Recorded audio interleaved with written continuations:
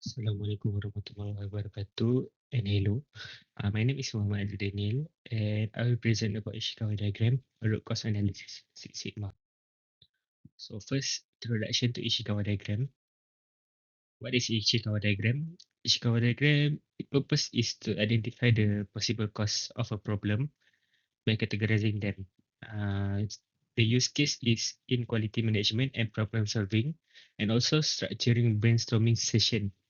The key features including visualize root cause in a structured way, resemble a fish skeleton when completed.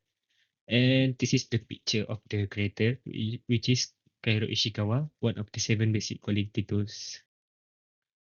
Okay, so why do we need to use Ishikawa diagram? First, it is to use as a root cause identification, which is the fishbone diagrams help systematically identify underlying causes of a problem rather than just symptom. For example, in manufacturing, defect may stem from materials, machine methods, or manpower. And also, next is visual mapping.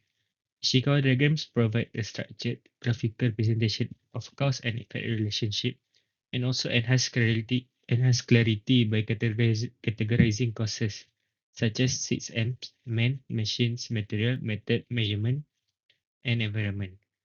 It also encourages team organization or collaborative brainstorming, ensuring all stakeholders to contribute insight. It also aligns team around a shared understanding of the problem. And the last one is problem solving facilitation. Facilitation. It gets structured discussion to prioritize address root cause efficiently. Used in PDCA, which is plan, do, check, act cycle for continuous improvement. So when do we need to use Ishikawa diagram? First, we need to use when we need to find the root cause. Ishikawa diagrams help teams systematically explore all potential causes of a problem, not just the symptoms, by categorizing causes into branches such as methods, materials, people, which teams can avoid overlooking hidden factor. For example, if we have high defect rate inventory, we can use fishbone diagrams, and fishbone branches may reveal root cause like untrained staff, which is people, or faulty calibration, which is equipment. So next is when we need to solve complex problem. For formative issue, the diagram breaks down contributing factor into manageable categories, often the 6Ms. This prevent oversimplification.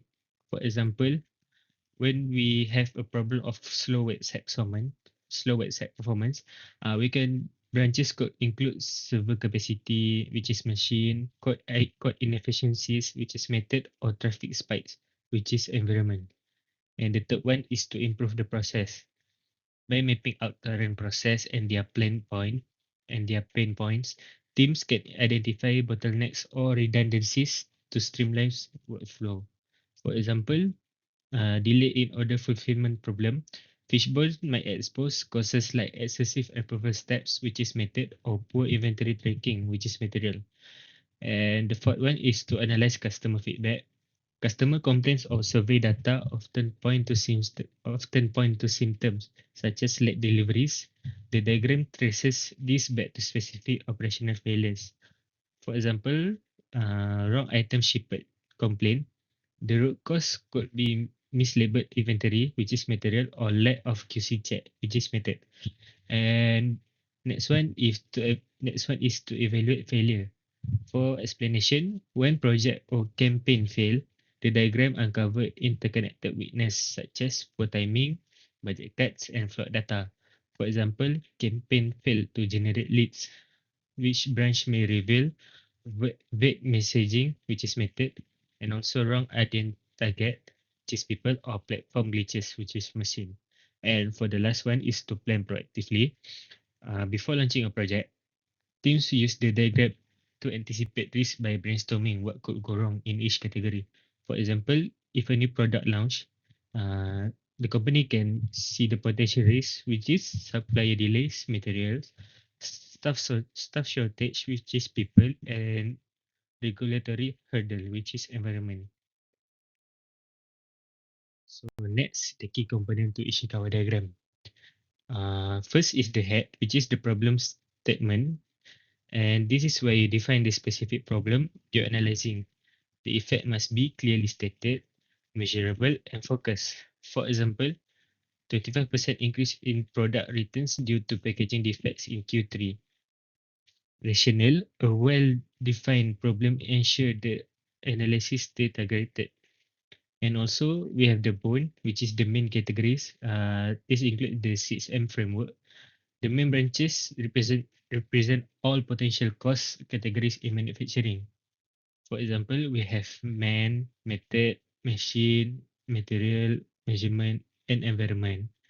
The purpose is to ensure that no major cost category is overlooked.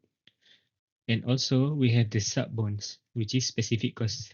For each main category, you should brainstorm possible costs. For example, we can ask why 5 times, which is 5 why technique to drill down. For example, for machine category, first one is machine stop frequently. Second is overheating of component. Next is lack of scheduled maintenance. And next is no maintenance protocol exists and also not included in operator training. So how to create a Ishikawa diagram? First, we need to create fishbone diagram by agreeing upon and writing down the exact problem you're facing. Have your team figure out who's involved, what the problem is, and where it occur. Next, on a whiteboard, write the problem statement in a box on the right hand side and draw a horizontal line protruding left from the problem statement. The problem statement resemble the head of the fish and the horizontal line resemble the spine, giving you room to develop ideas. Our example below identifies the problem of a maintenance technician sleeping and injuring himself during a routine inspection. So the step two is to deciding how to categorize the cause of the problem at hand. The factor that may be part of the problem, this could be equipment, materials, system, external forces, people, and etc. and etc. In a manufacturing setting, they usually revolve around the 6 M's we discussed earlier. As you identify each cause, draw a line of the spine of the fish for each factor and label each line at the top. In our example, the team identifies the following factors and place them on the diagram. First, people, material, method, and machine. So the next step is step three. Really kicks off the brainstorming session as you identify possible causes of the problem that may be related to each factor. Visualize these possible causes by drawing shorter lines of the bones of the diagram. If a particular cause is a bit more complex, feel free to draw smaller sub-branch lines coming off the cause line.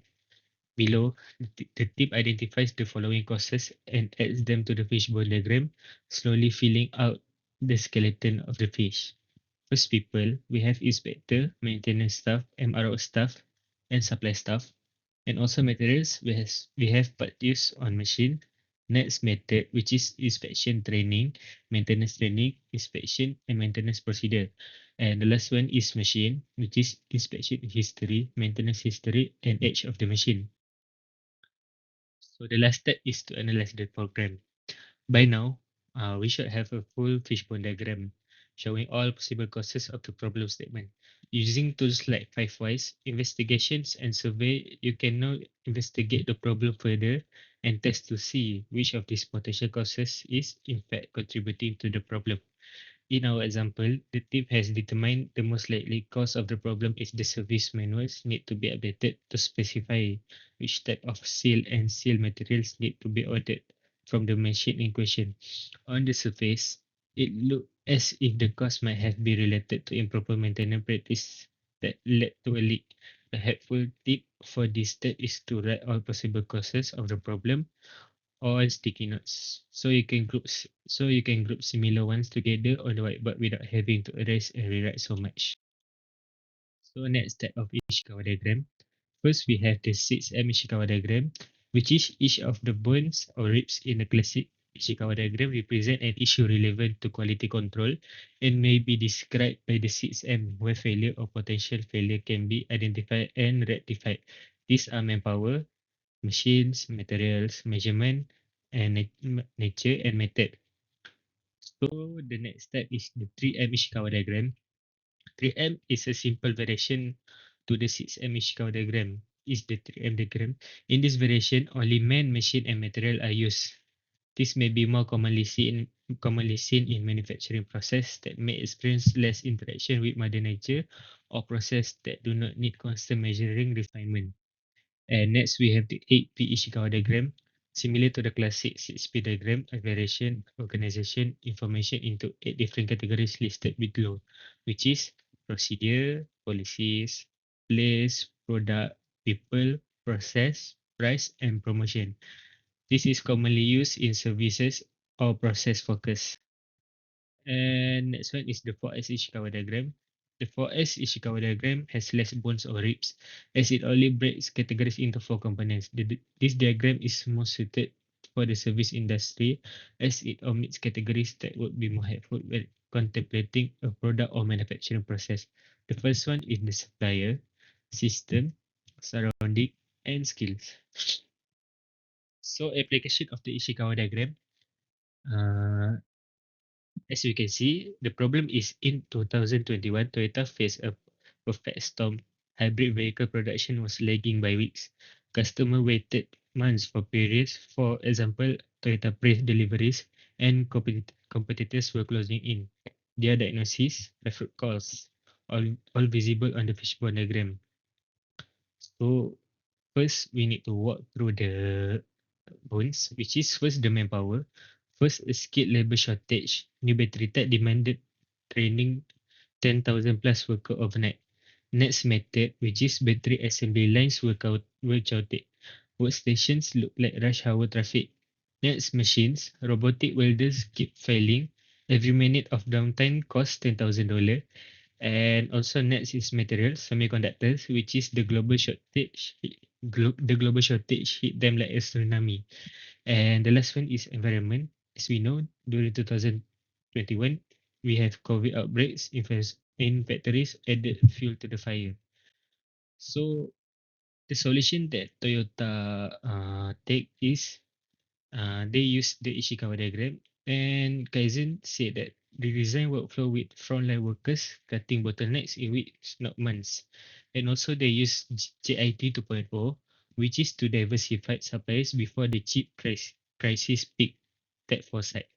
And also they have cobots, which is deployed collaborative robots to work with humans, not replace them. And for the result, they get 20% production speed boost and become the number one efficiency ranking for their factory. So when you use this tool, remember, Toyota wins came from attacking specific bones, not the vague fish head. Now let's apply this. So here are all my references and thank you.